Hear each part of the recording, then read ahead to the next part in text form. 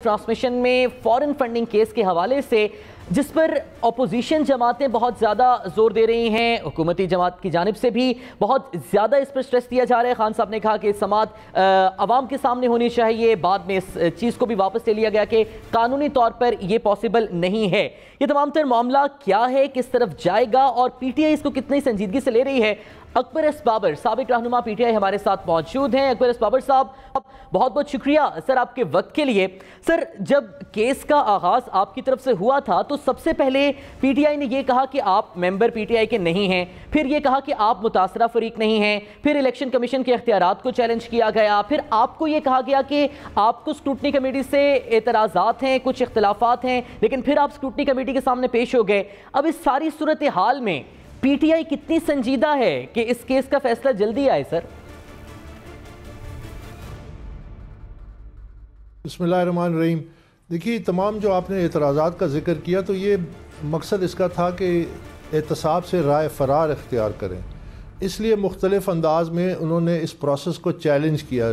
7 rate petitions کی، election commission میں applications دیں، ہائی کورٹ میں گئے اور ابھی بھی سپریم کورٹ میں ان کی ایک ریٹ پٹیشن موجود ہے۔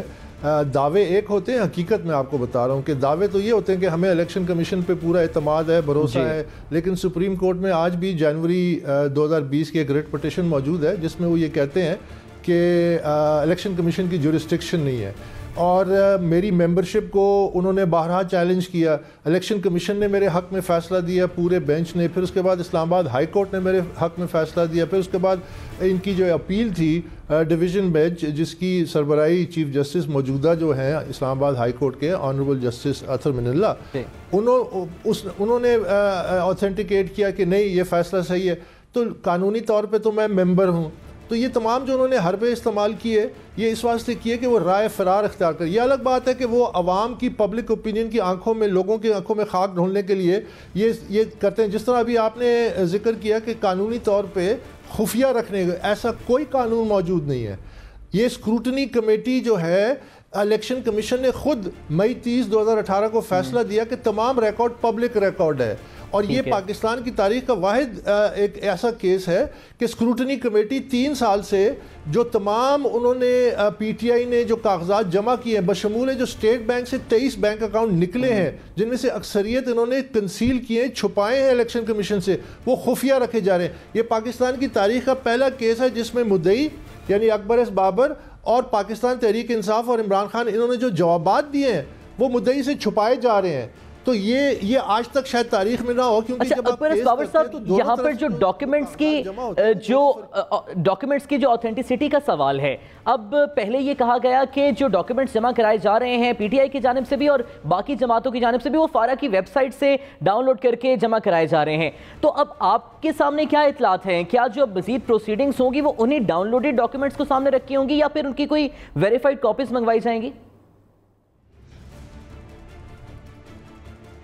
دیکھیے، قانون یہ کہتا ہے کہ جب آپ کسی سرکاری ویب سائٹ سے ڈاکیومنٹس ڈاؤن لوڈ کرتے ہیں تو وہ پرائمری ایویڈنس کے طور پہ پیش کی جا سکتی ہیں قانون شہادت کے مطابق۔ لیکن یہ صرف امریکہ کی فنڈنگ کا معاملہ نہیں ہے، یہاں غیر قانونی فنڈنگ ہوئی ہے مڈل ایسٹ سے، سعودی عرب سے، ہنڈی کے ذریعے پی ٹی آئی کے امپلائیز میں آئے ہیں، اکاؤنٹس میں پیسہ آیا ہے، ڈنمارک سے ہوئی ہے، انگلینڈ میں 2 اکاؤنٹ چھپائے گئے ہیں جو آج بھی فنکشن کرتے ہیں، امریکہ میں اکاؤنٹ چھپائے گئے ہیں، ان کے 50 چیپٹرز ہیں، 6 ہم نے اکاؤنٹس آئیڈینٹیفائی کیے انٹرنیشنل، 1 بینک سٹیٹمنٹ انٹرنیشنل نہیں جمع کی، یہ بھی اسٹیٹ بینک کے ذریعے برآمد ہوئے، ورنہ تو یہ تعاون نہیں کر رہے تھے 4-5 سالوں سے۔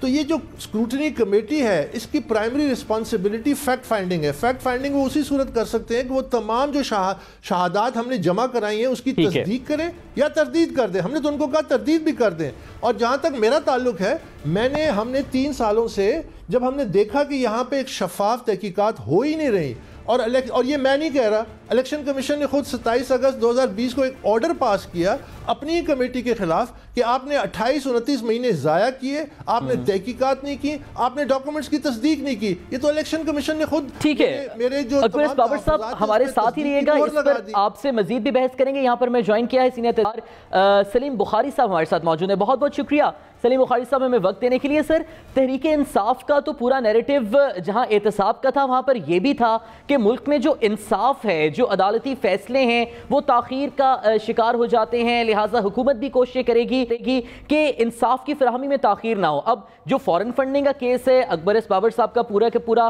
موقف یہ ہے کہ اس کیس کو لٹکایا جا رہا ہے. حکومت کو کیا کوئی خطرات ہیں اس کیس سے؟ اگر کچھ نتیجہ سامنے آتا ہے تو کوئی خطرے کی بات ہے حکومت کے لیے؟ بہت شکریہ آپ کا, مجھے آپ نے پروگرام میں مدعو کیا ہے. دیکھیے, گزارش یہ ہے کہ 2-3 باتیں اس کیس کے اعتبار سے بہت قابل غور ہیں. ایک تو یہ کہ یہ کیس کسی عمران خان کے مخالف نے دائر نہیں کیا تھا.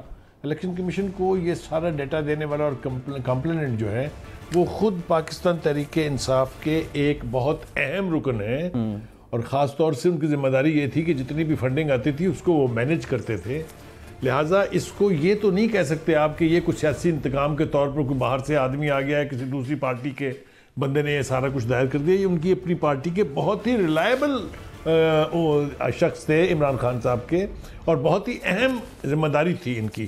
سو یہ اسیوم کیا جا سکتا ہے کہ جو انفارمیشن ان کے پاس ہے وہ کسی اور کے پاس نہیں ہو سکتی, ایک بات. دوسری بات یہ ہے کہ اگر اس میں کچھ نہیں تھا جیسا کہ اب دعویٰ کیا جا رہا ہے اور نعرے لگائے جا رہے ہیں, تو پھر اس کو اتنے سالوں تک لٹکائے رکھنے کی کوئی وجہ نہیں ہے. پہلے تو انہوں نے کافی دفعہ کوشش کی پی ٹی آئی نے کہ اس کیس کو شروع ہی نہ کیا جائے. وہ ان کا خیال یہ تھا کہ یہ اس کے اندر ایسا مواد یا ایسا جواز نہیں ہے کہ اس کی آپ پروسیڈنگ شروع کریں. کبھی انہیں اعتبار نہیں تھا الیکشن کمیشن پہ, کبھی سیکورٹی کمیٹی پہ اعتبار نہیں تھا.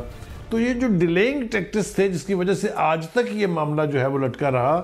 اور ابھی جو میں سن رہا تھا اکبر بابر صاحب جو فرما رہے ہیں کہ یہ سب کچھ جو ہے یہ والنٹیرلی پی ٹی آئی کی طرف سے جمع نہیں کرایا گیا, بلکہ یہ وہ اکاؤنٹس ہیں جو اسٹیٹ بینک نے 23 کے قریب یا 26 جتنے بھی ہیں وہ دیے اور کہا کہ ان کی تحقیق کی جائے. تو مجھے سمجھ میں نہیں آتی ہے کہ عمران خان صاحب جو اتنا بڑا سلوگن لے کے آئے تھے اکاؤنٹیبلٹی کا اور کرپشن کے خلاف, اتنا بڑا ان کا عزم تھا, یہ پھر یہ کیس جو ہے یہ اتنا, میں تو یہ کہنے میں مجھے کوئی بات نہیں ہے کہ اٹس اے کرمنل ڈیلے, چاہے یہ الیکشن کمیشن کے پارٹ پر ہے, چاہے پی ٹی آئی کی ڈیلیئنگ ٹیکٹسز کی وجہ سے ہے, یا جو بھی اس کی ریزن رہی ہو. میرے خیال سے اس کو مزید لٹکانا جو ہے وہ بہتر نہیں ہوگا. یہ فیصلہ اسی بینچ جو اس وقت الیکشن کمیشن کا جو بینچ ہے جس میں 5 لوگ ہیں, ممبر ہیں, انہی کے ہوتے ہوئے ہو جانا چاہیے, کیونکہ اس میں سے 1-2 جو ہیں وہ ریٹائر ہونے والے ہیں. ٹھیک ہے, بجائے اس کے کہ اس کو مزید کمپلیکیٹ کیا جائے, I think it's about the time that Imran Khan صاحب کو اپنے ہی نعروں پر کھڑا ہونا چاہیے اور یہ عوام کے سامنے آ جانا چاہیے کہ اس کے اندر کیا ہوا. دیکھیے, پہلے تو ابہام تھا کہ یہ فنڈنگ کہاں سے آئی ہے. مجھے نہیں پتا کہ اس کے حوالے سے اکبر بابر صاحب کا موقف کیا ہے, لیکن اپوزیشن لیڈر خاص طور سے مریم نواز نے اور پھر خود مولانا فضل الرحمان صاحب نے کہا کہ اس میں وہ فنڈنگ بھی شامل ہے جو اسرائیل سے. ٹھیک ہے, سلیم بخاری صاحب ہمارے ساتھ ہی آپ رہیے گا, آپ سے اس پر مزید بھی ہم گفتگو کریں گے. اکبر بابر صاحب, آخر میں آپ سے جلد کوئکلی ہم یہ جاننا چاہیں گے کہ یہ کہا جاتا ہے کہ جو فریقین جب اسکروٹنی کمیٹی کے سامنے پیش ہوتے ہیں تو کچھ اور موقف ہوتا ہے, جب وہ میڈیا کے سامنے گفتگو کرتے ہیں تو موقف تبدیل ہو جاتا ہے. اس میں کس حد تک صداقت ہے, کیونکہ آپ بھی اسکروٹنی کمیٹی کے سامنے ہوتے ہیں اور ان کا موقف آپ کے سامنے ہوتا ہے؟ جی بالکل, مجھے 2 منٹ دیجیے گا. اس کا امتحان ہم نے پھر دے دیا جب پچھلی پیشی میں ہم نے ایک درخواست دی کہ چونکہ پرائم منسٹر عمران خان نے پبلکلی کہا کہ جی مجھے چھپانے کے لیے کچھ نہیں ہے, یہ جو تمام معاملات ہیں یہ پبلک میں آنے چاہیے, سیکریسی ختم کرنی چاہیے. یہ الگ بحث ہے کہ وہ الیکشن کمیشن میں درخواست دے چکے ہیں کہ اس کو سیکرٹ رکھا جائے, ہائی کورٹ میں درخواست دے چکے ہیں اس کو سیکرٹ رکھا, یہ الگ بحث ہے. لیکن اس کے باوجود ہم نے ان کی بات, ہم نے ایک وزیر اعظم پاکستان پبلکلی کہتا ہے کہ جی کوئی سیکریسی نہیں، تمام ڈاکیومنٹس ہر قسم کی سیکریسی ختم کی جائے. ہم نے درخواست دے دی. ہم نے کہا جی کہ جب پرائم منسٹر کہہ رہے ہیں تو پھر کمیٹی کن بنیاد پہ، اور ویسے بھی غیر قانونی طور پہ کمیٹی نے سیکرٹ رکھا ہوا ہے، کیونکہ قانون کہتا ہے کہ یہ پبلک ریکارڈ کا حصہ ہے، الیکشن کمیشن کا فیصلہ کہتا ہے کہ تو پھر آپ کے اوپر یہ کون سا دباؤ ہے؟ وہ لکھ کے دیتے ہیں جی ہم پہ پی ٹی آئی کا دباؤ ہے. کمیٹی نے لکھ کے ہمیں دیا ہے کہ ہم یہ ڈاکیومنٹس خفیہ اس واسطے رکھا ہوا ہے کہ پی ٹی آئی کا ہم پہ دباؤ ہے. اب آپ اندازہ لگائیے کہ جس پہ الزام ہے، جس پہ یہ الزام ہے، وہ جو ادارہ تو اس کی تحقیقات کر رہا ہے، وہ جس پہ الزام ہے اس کی پریشر کی وجہ سے وہ تحقیقات شفاف کیسے ہوں گی؟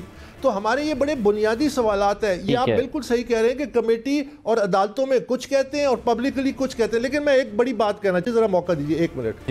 دیکھیے اب جب ٹرانسپیرنسی انٹرنیشنل کی رپورٹ آ گئی ہے تو ٹرانسپیرنسی انٹرنیشنل کی رپورٹ کیا کہتی ہے کہ پاکستان میں کرپشن بڑی ہے. کس حکومت کے دور میں بڑی ہے؟ جو آئی تھی اس واسطے کہ ہم نے احتساب کرنا ہے، جو پارٹی کا وجود یہ تھا کہ ہم نے احتساب کرنا ہے. تو میں تو سرخرو ہو گیا نا. میں نے 6 سال پہلے جب یہ کیس کیا اور 2011 میں جب میرے عمران سے اختلافات ہوئے، وہ اسی بنیاد پہ کہ سب سے پہلے آپ کے اپنے ہاتھ صاف ہونے چاہیے، تبھی آپ دوسرے پہ انگلی اٹھا سکتے ہیں. جب آپ کے اپنے ہاتھ میلے ہیں، جب آپ خود انہی کرپشن میں، غیر قانونی کام میں خود ملوث ہیں اور بڑے پیمانے پہ ملوث ہیں، آپ احتساب کر ہی نہیں سکتے. اسی لیے ہمارے ملک کا یہ حال ہے کہ آج کرپشن بڑی ہے، کم نہیں ہوئی.